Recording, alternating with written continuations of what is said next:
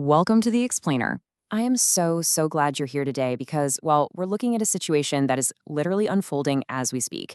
And honestly, it has the potential to impact absolutely every single corner of the global economy.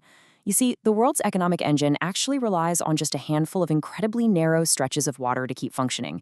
And right now, two of the most critical maritime arteries on the planet are at the absolute center of a rapidly escalating multi-front military crisis. The geopolitical dominoes are wobbling, folks. So today we're going to unpack exactly what's happening, why traditional military power is seriously struggling to fix it, and what all of this means for the global supply chain. Okay, let's dive into this. We've got a 5-part breakdown for you today. First, the breakdown of diplomacy. Then, the fight for Hormuz. After that, the Red Sea threat, the math of asymmetric warfare, and finally, the global economic shockwave. So, starting right off with Section 1, the breakdown of diplomacy. To really grasp the immediate, kinetic reality of this conflict, we have to look at how unbelievably fast the fragile Memorandum of Understanding, the MOU between the US and Iran, just completely collapsed. Think about how fast this moved. It started with a truce, establishing this super delicate pause, but that was totally shattered when commercial vessels were fired upon. Right after that, the US stepped in and reimposed a strict naval blockade specifically targeting Iranian ports. And that brings us to the current daily reality: intense US airstrikes. Based on recent reports, the US is actively striking critical coastal infrastructure. We're talking explosions in port cities like Bandar Abbas, Khamir, and the absolutely critical oil export hub of Qashim Island. Now, to understand the US military's escalation, we have to look at their official justification. The White House press secretary explicitly stated that these recent strikes are a direct response to Iran violating that MOU by firing on commercial ships. So from the US perspective, this is purely an enforcement action. But what's super interesting here is that the US administration points out that Iran is actually still talking to them. So the US still views diplomacy as a remaining, albeit flickering, hope to end this whole thing before it spirals completely out of control. On the flip side, Iran's official stance presents a wildly different framing of the exact same waterway. Iran claims total, absolute sovereignty over the Strait of Hormuz. They are demanding that any international transit must be coordinated directly with them. Furthermore, because of that reimposed U.S. naval blockade we just talked about, Iran has officially declared the strait closed. Their argument: the U.S. broke the MOU first. They are fiercely rejecting any foreign interference in the region, which essentially means they're using the closure of this massive international waterway as their main piece of leverage against the blockade. Moving on to Section 2, the fight for Hormuz. We really need to understand exactly what is at stake here, geographically and economically, with all this tit-for-tat violence. Think about the sheer scale of global dependency on this one spot. 20% of all global oil transits through the Strait of Hormuz. 20%! It is quite literally the vital artery for the world's energy supply. This isn't just some minor detour we're talking about. If Hormuz gets choked off, 1/5 of the world's seaborne crude oil just stops moving. And this brilliantly illustrates the next layer of the crisis.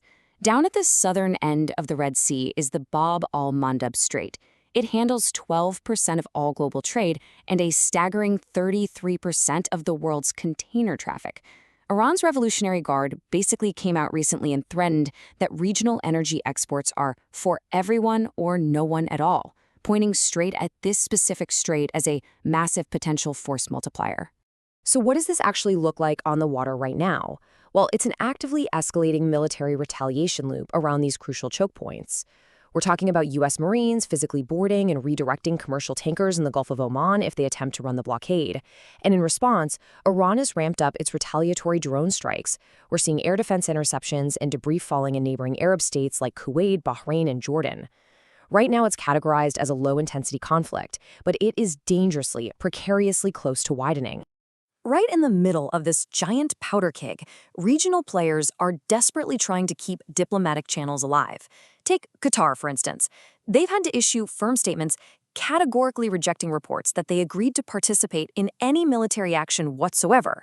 They are stubbornly maintaining a strict non-aggression policy and insisting on total neutrality.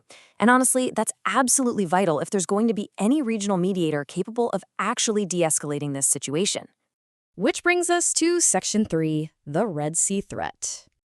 If we shift our focus westward for a second, the vulnerabilities of these two waterways are actually completely different. The Strait of Hormuz is being contested by a conventional state actor, Iran. But the al-Mandab Strait, that involves entirely different geography and completely different politics. Disruption there is being driven by non-state actors, specifically the Houthis in Yemen, alongside various criminal gangs and militant groups in the Horn of Africa. Dealing with a sovereign state's organized navy is one thing. Dealing with dispersed, highly mobile militias operating out of rugged mountainous terrain, that is a totally different nightmare for global shipping. And here is exactly why this Red Sea threat is escalating in importance by the hour. Because the Strait of Hormuz is effectively closed to safe passage, Saudi Arabia has started aggressively pumping its oil overland to its Red Sea ports just to get it to market. But this temporary solution means the global energy supply is now leaning incredibly heavily on the Bab al-Mandab Strait. So if the Houthis, acting on Iranian requests, fully close that strait too, the alternative route suddenly becomes the primary trap. Section 4. The math of asymmetric warfare. So the crucial point here is understanding why a massive global superpower can't just simply shoot its way out of a shipping blockade. Honestly, it all comes down to the math. Let's talk about a very specific number, $5,000. That is the estimated cost to produce a single attack drone used by these non-state actors. The financial barrier to entry to severely damage or even completely sink a multi-million-dollar commercial vessel is incredibly, almost terrifyingly low. Now, juxtapose that $5,000 with this number, $5 million. That is a highly conservative estimate of what it costs a modern, advanced military to intercept and destroy just one of those cheap drones using high-tech surface-to-air missiles. This economic asymmetry gives immense, totally outsized power to the disruptors. They don't actually have to defeat the U.S. Navy, they just have to overwhelm the economics of defending commercial shipping. The tactical realities of this are pretty stark. On one side, the U.S. military maintains total air superiority. They have seemingly limitless standoff munitions, which means they can strike from long distances without putting troops on the ground, hitting targets in Iran pretty much at will. However, on the other side, Iran has spent years preparing for exactly this. They use massive floating oil storage buffers on ships, allowing them to keep producing oil and weather the blockade for quite some time.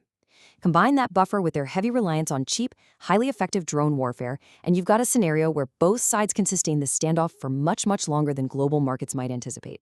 And finally, Section 5, the global economic shockwave. Let's move to see how this builds and bring this distant military conflict directly home to your wallet. Because the logistical catastrophe of both of these straits closing is mind-blowing, and it directly impacts inflation and shipping costs everywhere. Directional flows are everything here. If oil can't go east to Asia through Hormuz, it has to go to the Red Sea. If the Bab al-Mandab is closed, ships can't go south. So what are the options? Number 1, go all the way around the southern tip of Africa. That adds massive fuel costs and literally weeks of delay. Number 2, go north through the Suez Canal. But there's a massive snag. The Suez Canal is actually too small for fully loaded VLCC, a very large crude carrier, which makes step 3 a requirement. These mammoth ships would have to stop, unload their oil into smaller ships or pipelines, cross the canal, and reload on the other side in the Mediterranean. The inefficiency of that is just staggering. Okay, so you might be wondering, why not just move everything over land with trucks to bypass the water entirely? Well, consider this number, 20,000. That is the number of standard tanker trucks it would require to move the oil contained in just one single 2 million barrel VLCC tanker. Just one ship. We are dealing with volumes of global trade where overland alternatives are quite literally a physical and economic impossibility. And here is the kicker. While all this supply chain disruption is brewing, our global safety net is heavily depleted. The U.S. critical strategic reserves are dropping on a weekly basis, and right now they are sitting at their lowest levels since 1983. The emergency buffer that normally protects the global economy from an immediate energy shock, it just isn't there in the massive volumes we might suddenly need. Which brings us to the ultimate question we have to ask ourselves after analyzing all of this data. If both the Strait of Hormuz and the Bab al-Mandab Strait actually snapshot completely, how long can the world's economy hold its breath? Thank you so much for joining me for this explainer. Keep learning, keep questioning, and I will absolutely see you next time.